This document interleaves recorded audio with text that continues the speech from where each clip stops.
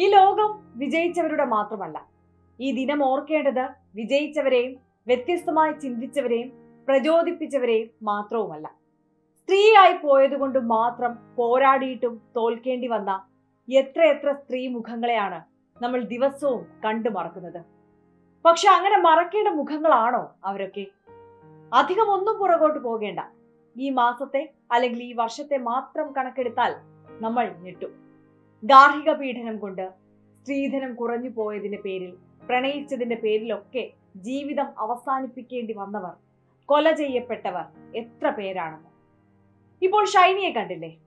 കോട്ടയം ഏറ്റുമാനൂരിൽ വർഷങ്ങളായി ഭർത്താവിന്റെ പീഡനമേറ്റ് സ്വന്തം കാലിൽ നിൽക്കാൻ ശ്രമിച്ച് ഒടുവിൽ ഈ നാട്ടിൽ ഒരു ജോലി പോലും കിട്ടില്ലെന്നോർത്ത് വിലപിച്ച് 2 പെൺമക്കളുമായി ട്രെയിനിന് മുന്നിൽ ചാടി ആത്മഹത്യ ചെയ്ത ഷൈനി.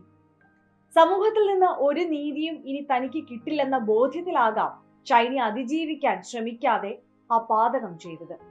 സ്ത്രീപക്ഷ സമൂഹം എന്ന് അവകാശപ്പെടുന്നിടത്ത് ഷൈനിക്ക് ആ ഒറ്റപ്പെടൽ തോന്നിയത് എന്തുകൊണ്ടാകാം? മലപ്പുറം കൊണ്ടോട്ടിയിൽ നിറത്തിന്റെ പേരിൽ, ഇംഗ്ലീഷ് സംസാരിക്കാൻ അറിയാത്തതിന്റെ പേരിൽ അവഹേളനം നേരിട്ടതിനാലാണ് 19കാരി ഷഹാന മുംതാസ് ആത്മഹത്യ ചെയ്തത്. ഓർക്കണം, പ്രായം വെറും 19 മാത്രം. പഠിക്കേണ്ട സമയത്ത്, ജോലി വാങ്ങി സ്വന്തം കാലിൽ നിൽക്കേണ്ട സമയത്ത്, അതിനപ്പുറം ഒരു സ്ത്രീക്ക് വിവാഹമാണ് വിലപ്പെട്ടതെന്ന് ഈ സമൂഹമായിരിക്കില്ലേ കൽപ്പിച്ചു നൽകിയത്? വിവാഹമോചനം ആത്മഹത്യയേക്കാൾ പാപമാണെന്ന് മുംതാസിനെ പോലുള്ള കുട്ടികളെ കൊണ്ട് ചിന്തിപ്പിച്ചത് ഈ സമൂഹം തന്നെയല്ലേ? ആണ് എന്ന് തന്നെ പറയുന്നത് ഈ മുംതാസിൽ ഒതുങ്ങുന്നതല്ല കണക്കുകൾ എന്നതുകൊണ്ടാണ്. എന്നും മനസ്സിൽ ഓടിയെത്തുന്ന ഉത്രയും വിസ്മയയും അങ്ങനെ പല പേരുകളിൽ ഒരേ ദുരിതം പേറിയ സ്ത്രീകൾ. സാമൂഹികമായ വിവേചനങ്ങളിൽ കുരുങ്ങി മരിക്കേണ്ടി വന്നത് സ്ത്രീ ആയതുകൊണ്ട് മാത്രമാണ്. അവർ വിവാഹം കഴിഞ്ഞ നാൾ മുതൽ പീഡനം നേരിട്ടിരുന്നു, അത് തങ്ങൾക്കറിയാമായിരുന്നു എന്ന് വിലപിക്കുന്ന കുടുംബങ്ങൾ സ്വന്തം മക്കളെ എന്തുകൊണ്ട് തിരികെ വീട്ടിലേക്ക് വിളിച്ചുകൊണ്ട് വന്നില്ല? പ്രതികരിക്കാനും വിവാഹമോചനത്തിനും പ്രേരിപ്പിച്ചില്ല? ആത്മഹത്യ വരെ അല്ലെങ്കിൽ കൊലപാതകം വരെ കാത്തിരുന്നു എന്നതും ചോദ്യമല്ലേ? ആണിന്റെ സംരക്ഷണം ഇല്ലാത്ത സ്ത്രീകൾക്ക് സമൂഹം അത്തരത്തിൽ മാത്രമേ ബഹുമാനം നൽകുന്നുള്ളൂ എന്ന വാസ്തവ ബോധ്യത്തിലുള്ള ഭയമാണ് അച്ഛനമ്മമാരെ വേണ്ട പോലെ പ്രതികരിക്കാൻ പ്രേരിപ്പിക്കാത്തത്. മറ്റ് വ്യക്തികളെ പോലെ തന്നെ മനുഷ്യാവകാശങ്ങളും മൗലിക സ്വാതന്ത്ര്യങ്ങളും അനുഭവിക്കാൻ സ്ത്രീകൾക്കും അർഹതയുണ്ട്.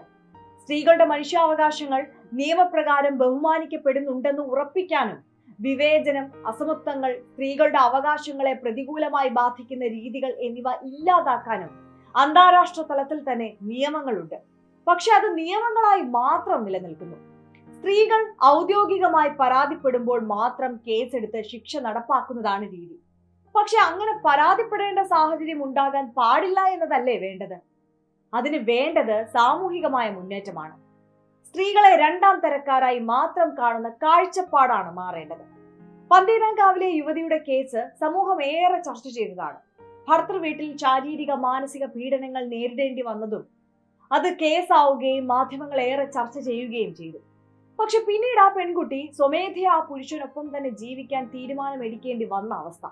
അസാമാന്യമായ ക്ഷമ കുടുംബജീവിതത്തിൽ സ്ത്രീ കാണിക്കണമെന്ന സാമൂഹിക വ്യവസ്ഥയുടെ കണ്ടീഷനിങ്ങിന്റെ ഭാഗമായി കൂടി കൂട്ടിച്ചേർത്ത് വായിക്കണം.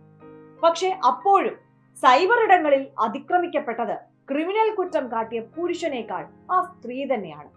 ഇഷ്ടമുള്ള വസ്ത്രം ധരിച്ചതിന്റെ പേരിൽ ഏറ്റവും പ്രിവിലേജ്ഡ് വിഭാഗത്തിൽപ്പെടുന്ന സിനിമാ താരങ്ങൾ തന്നെയാണ് ഏറ്റവും വലിയ അധിക്ഷേപം നേരിടേണ്ടി വരുന്നത്. ആർക്കും എങ്ങനെയും പെരുമാറാം, എന്തും സംസാരിക്കാം എന്ന നിലയിൽ സ്ത്രീകളെ കാണുന്നതാണ് സാഹചര്യം. മണാലിയിൽ മക്കൾക്കൊപ്പം ടൂർ പോയത് ഭർത്താവിന്റെ മരണശേഷം ആയതുകൊണ്ട് നബീസുമ്മ വീടിന് വെളിയിൽ ഇറങ്ങാൻ പോലും പറ്റാത്ത തരത്തിൽ അധിക്ഷേപം നേരിട്ടത് കഴിഞ്ഞ നൂറ്റാണ്ടിലല്ല, കഴിഞ്ഞ മാസമാണ്. സമൂഹത്തിൽ ഏതോ ഉന്നത സ്ഥാനത്തിരിക്കുന്നവരാണെങ്കിലും സ്ത്രീ ആയതുകൊണ്ട് മാത്രം നേരിടേണ്ടി വന്ന ദുരവസ്ഥകളാണ് ഇതെല്ലാം. ഫെമിനിസം എന്ന് കേൾക്കുമ്പോഴേ മുഖം ചുളിക്കുന്ന സമൂഹത്തോടാണ്, ഈ സാമൂഹിക തുല്യതയ്ക്ക് വേണ്ടിയാണ് സ്ത്രീകളുടെ പോരാട്ടം ഓരോ വനിതാ ദിനവും ഓർമ്മിപ്പിക്കുന്നത്.